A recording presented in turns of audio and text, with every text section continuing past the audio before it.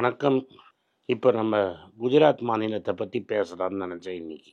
நம்ம இங்கே வெளியில் இருக்கிறவங்களுக்கு குஜராத் மாடல் அப்படின்னு சொல்லி நம்மளுக்கு பல நூறு கோடிகளை செலவழித்து ஒரு படம் காட்டியிருக்காங்க. அப்படியே அங்கே பாலும் தேனுமா ஆறா ஓடுது. அங்கே ஒரு கட்டமும் கிடையாது. மக்கள் சுபீட்சமாக இருக்காங்க. எல்லாரும் சூப்பராக வேலையாக இருக்காங்க அப்படிங்கிறத நம்மளுக்கு சொல்லப்பட்டிருக்கு. இது என்ன உண்மை அப்படிங்கிறத நம்ம பார்த்து தெரிஞ்சுப்போம். குஜராத் ஒரு மாடல் ஸ்டேட் மாதிரியும், ஒரு gross domestic product state GDP one of the highest 1,81,000 கோடி இருக்கிற மாதிரி 2022-23 இது மாதிரி ஒரு ஸ்டேட்டே இல்லை அப்படின்னு நம்மகிட்ட சொல்கிறாங்க. ஆனால் உண்மை என்னன்னா, குஜராத் ஒரு கே ஷேப் ரிக்கவரியில் கே ஷேப் ஸ்டேட். கேனா என்ன? ஒரு கொம்பு இப்படி இருக்கும், ஒரு கொம்பு மேலே அப்படியே போகும், ஒரு கொம்பு அப்படியே கீழே வரும்.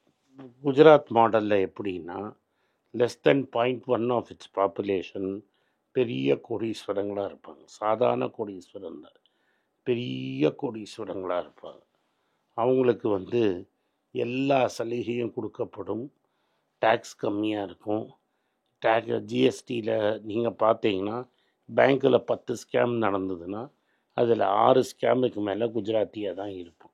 இப்போ பேங்க்கை ஏமாற்றிட்டு ஓடி போனவொன்னே நீங்கள் பார்த்தீங்கன்னா மேக்ஸிமம் குஜராத்தியாக தான் இருப்போம். நான் பேரெல்லாம் வரிசையாக சொல்லிகிட்டே வரலாம். கீதாஞ்சலி டைமண்ட்ஸ்லேருந்து ஓடி போய் 2 பேர் உட்காந்துட்டுருக்காங்களே, பஞ்சாப் நேஷ்னல் பேங்க்கை ஏமாற்றினவங்க. குஜராத் ஸ்டர்லிங்னு ஒரு கம்பெனி, நிறைய டைமண்ட் ட்ரேடர்ஸ், வரிசையாக நீங்கள் பார்த்தீங்கன்னா முக்கால்வாசி பேர் குஜராத்தியாக தான் இருப்பாங்க. டிஃபால்ட் ஆனவனும் மேக்ஸிமம் குஜராத்தியாக தான் இருப்பாங்க. ஸ்டாக் மார்க்கெட்டில் ஸ்கேம் பண்ணுறது, ஐபிஓ ஸ்கேம் பண்ணுறதெல்லாம் ராஜ்கோட்டுங்கிற குஜராத் ஊர்லேருந்து தான் நடக்கும். இதெல்லாம் நீங்கள் போய் வெரிஃபை பண்ணிக்கோங்க. ஆனால் இதெல்லாம் நீங்கள் கேட்கக்கூடாது, ஹிந்து முக்கியம் அப்படின்னு நீங்கள் சொல்லிடுவாங்க. ரீசண்டாக தெர்மேக்ஸ்னு ஒரு கம்பெனி குஜராத்தில் வேலை வாய்ப்பு இருக்குது, நாங்கள் இன்ஜினியர் கேட்குறோன்னா எல்லோரும் பாஞ்சு அந்த ஹோட்டலில் நின்று அந்த பில்டிங்கே கீழே விழுந்து உடையிற ஸ்டேட்டுக்கு போயிடுச்சு. ஆக மொத்தம் இந்த குஜராத் மாடலில் என்னென்னா, கேபிட்டல் இன்டென்சிவ் இண்டஸ்ட்ரி நிறைய இருக்கும். அது வேலை வாய்ப்பே கொடுக்காது. வேலை வாய்ப்பு ரொம்ப கம்மியாக இருக்கும். இப்போது பெரியப்பாவோட செல்லப்பிள்ளை அதானி உலகமே பேசுகிற அளவில் இருக்குது. இப்போ அமெரிக்காவில் கூட பிரதமரோட செல்லப்பிள்ளையை பற்றி அவர் கேட்டோன்னா, அது என் பர்சனல் மேட்டர் அப்படிங்கிற மாதிரி அவர் பதில் சொல்லிட்டார். அந்த செல்லப்பிள்ளை வெறும் 36,000 பேருக்கு தான் வேலை கொடுக்குறாரு. வேற மற்ற எல்லா பெரிய இண்டஸ்ட்ரியும் மினிமம் 1,50,000 பேருக்காவது வேலை வாய்ப்பு கொடுக்காம இருக்க மாட்டாங்க. இது உண்மை. இதை நீங்கள் போய் எங்கே வேணால் ரெக்கார்டு பார்த்துக்கோங்க. இதே ஹவுஸ் ஆஃப் டாட்டாஸ் எடுத்திங்கன்னா, ஒரே கம்பெனியில் 6.5 லட்சம் பேருக்கு வேலை கொடுக்குறாங்க. இதுதான் குஜராத்தோட ப்ராப்ளம். என்னென்னா, இது கேபிட்டல் இன்டென்சிவ் இண்டஸ்ட்ரியாக ஆளை சேர்த்துக்கிட்டு unskilled labour or just skilled லேபருக்கு வேலை வாய்ப்பு ரொம்ப கம்மி.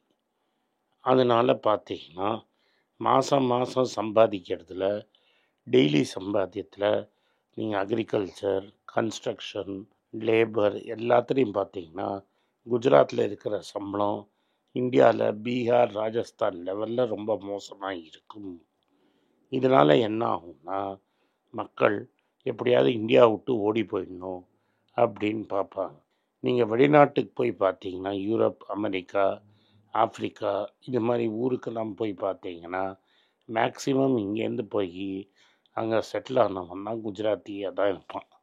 அமெரிக்காவில் குஜராத்தி மோட்டல் அப்படிங்கிறது ரொம்ப ஃபேமஸ். 2023 டோட்டலாக அமெரிக்காலேருந்து 67,291 பேரை கட்டி விட்டாங்க. அதில் 43,000 சொச்சம் பேர் நம்ம குஜராத்லேருந்து தான் வந்திருக்கிறாங்க. அவங்கள தான் அங்கேருந்து கழுத்தை பிடிச்சி வெளில அமைச்சிருக்கிறாங்க. ஏன் அப்படிங்கிறது நம்மளுக்கு கேட்குறது. 2002லேருந்து பிரதமர் மோடியோட ஆட்சி தான் அங்கே நடக்குது. பாலும் தேனும் ஆறா ஓடுது. இது மாதிரி பாலும் தேனும் ஆறா ஓடுற குஜராத்தில் ஏன் 47,000 பேர் போயிருக்கிறாங்கங்கிற முதல் கேள்வி. ரீசண்டாக ஜெகதீஷ் பட்டேல் அப்படிங்கிறவரை பற்றி ஒரு கதை வந்திருக்குது. யார் இந்த ஜெகதீஷ் பட்டேல் அப்படின்னு பார்த்தா, குஜராத்லேருந்து 40 லட்ச ரூபாய்க்கு மேலே கொடுத்து ஒய்ஃபும் பசங்களையும் கூட்டிக்கிட்டு எப்படியாவது அமெரிக்காவுக்குள்ளே பூந்து அங்கே ஏதாவது நல்ல வேலை வாய்ப்பு கிடைக்காதா அப்படின்னு ஓடி போனவர் அவர். அவர் ஏன் பிரசித்தமானார்னா, கனடா பார்டர்லேருந்து அமெரிக்கா பார்டருக்குள்ளே போகிறத லேட் ஆகிடுச்சு. வெதர் ரொம்ப கோல்டாக இருந்திருக்கு. அங்கெல்லாம் ரொம்ப மோசமாக இருக்கும். நான் ஒரு போட்டு காட்டுறேன். அங்கே ஸ்னோவாக தோணும். அந்த ஸ்னோவில் அவர் ஃப்ரீஸ் ஆகி டெம்பரேச்சர் தாங்க முடியாமல் அந்த குடும்பமே இறந்து போயிடுச்சு. அதை பற்றிலாம் உங்களுக்கு குஜராத் மாடல் கதையை சொல்லவே மாட்டாங்க. இந்த குஜராத் மாடலில் வேலை வாய்ப்புங்கிறது கிடையாது. இன்னும் 2 பாயிண்ட்டு. 34% ஆஃப் குஜராத்துக்கு கார்மெண்ட் சர்வே எடுக்கிறது பற்றியே சாப்பாட்டுக்கே கஷ்டம். மாதம் சாப்பாட்டுக்கே கஷ்டம். ஒரு காலத்தில் குஜராத் ஸ்மால் அண்ட் மீடியம் இண்டஸ்ட்ரியில் டாப்பாக இருந்த ஊர். அகமதாபாத், சூரத்து, ராஜ்கோட், போர்பந்தர் இதெல்லாம் டாப் ஊராக இருந்தது. இது ஒன்று ஃபேமஸ். ஒரு காலத்தில் அகமதாபாதை மான்செஸ்டர் ஆஃப் இந்தியா அப்படின்னு சொல்லுவாங்க. கோயம்புத்தூரை மான்செஸ்டர் ஆஃப் சவுத் இந்தியான்னு சொல்லுவாங்க. அது மாதிரி இருந்த ஊரில் மில்லு எல்லாமே அந்த ஊரில் தான் இருக்கும். அந்த மில்லெல்லாம் மூடி இன்றைக்கி ஒன்றுமே இல்லாமல் அந்த ஊர் ஆயிடுச்சு. இந்த அரசாங்கத்தின் ஜிஎஸ்டி பாலிசினால் எம்எஸ்எம்இ, எஸ்எம்இ இவங்கெல்லாம் இழுத்து மூடி கடை பிஸ்னஸே இல்லாமல் இருக்காங்க. எல்லா பிஸ்னஸுமே பணக்கார வர்க்கத்துக்கு போய் சேர்றது. சூரத் அப்படிங்கிற ஊர் உலகத்திலே ரொம்ப ஃபேமஸ். எதுக்காக ஃபேமஸ்ஸு? அந்த ஊரில் டைமண்டை கட் பண்ணி பாலிஷ் பண்ணுவாங்க. சூரத்தில் டைமண்டு கிடையாது. வெளியூர்லேருந்து டைமண்டை வாங்கி அந்த ஊரில் டைமண்டை பாலிஷ் பண்ணி கட் பண்ணி பெருசாக நடத்துகிற இண்டஸ்ட்ரி ஒன்று இருந்தது. நிறைய பேர் அங்கே கட்டிங் அண்ட் பாலிஷிங் இண்டஸ்ட்ரி சூப்பராக நடத்திட்டு இருந்தாங்க.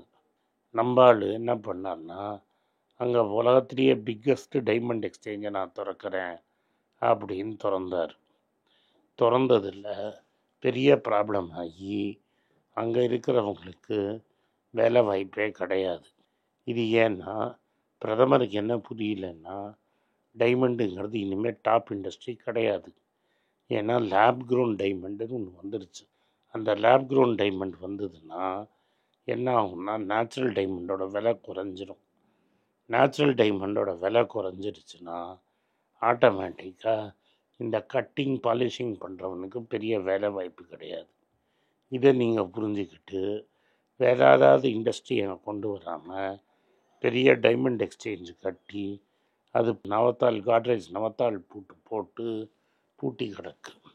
குஜராத்தில் இருந்த small and medium sector business எல்லாம் நீங்கள் ஆளை தூக்கிட்டு பெரிய இண்டஸ்ட்ரி பக்கம் போயிடுச்சு. சின்ன சின்ன பிஸ்னஸ் பண்ணி சக்ஸஸ்ஃபுல்லாக பெரிய பெரிய பிராண்டு இவங்க பெரிய குஜராத்திகள் பண்ணியிருக்காங்க. ஃபெஃபிகால், நிர்மா இதெல்லாம் குஜராத்லேருந்து வந்த பிராண்டு. இது எல்லாத்தையுமே இது மாதிரி வர விடாமல் எல்லாத்தையுமே அவரோட பெரிய நண்பர்களுக்கு கொடுத்து அவங்களையே பெரிய ஆளாக்கி குஜராத்தில் வேலை வாய்ப்பு இல்லாதனால தான் இவ்வளோ பேர் குஜராத்தை விட்டு ஓடி போகிறாங்க. குஜராத் மாடலுங்கிறது ஒரு கம்ப்ளீட் ஃபோக்ஸுங்கிறது தெளிவாக நம்மளுக்கு புரிஞ்சிடுச்சு. நன்றி, வணக்கம். இது ஆனந்த் ஸ்ரீனிவாசன். இது என்னோட பர்சனல் சேனல். மணி பேச்சுக்கு தனியாக ஒரு சேனல் இருக்குது, அது டெலிகிராஃப் சேனல். இது என்னோட பர்சனல் சேனல். நான் என்ன நினைக்கிறேன், நான் தத்துவ பேச்சை பற்றி என்ன பேசுகிறேன், நான் பொருளாதாரத்தை பற்றி என்ன நினைக்கிறேன், ஜென்ரல் பொருளாதாரத்தை பற்றி நினைக்கிறேன், என் ஐடியாலஜியை பற்றி நான் என்ன நினைக்கிறேன், என்னோடய ஃபிலாசபி, என்னோடய நம்பிக்கை, ரமண மகரிஷி, சார்லி மங்கர் பற்றிலாம் என்ன நினைக்கிறேன்னு இதில் பேசுவேன். இதில் வீடியோ அப்டேட் அப்பப்போ வரும். நீங்கள் சப்ஸ்கிரைப் பண்ணிங்கன்னா என்ன நீங்கள் பர்சனலாக ஃபாலோ பண்ணுறீங்க. இது மணி பேச்சு இல்லை, இது இன்வெஸ்ட்மெண்ட் இல்லை.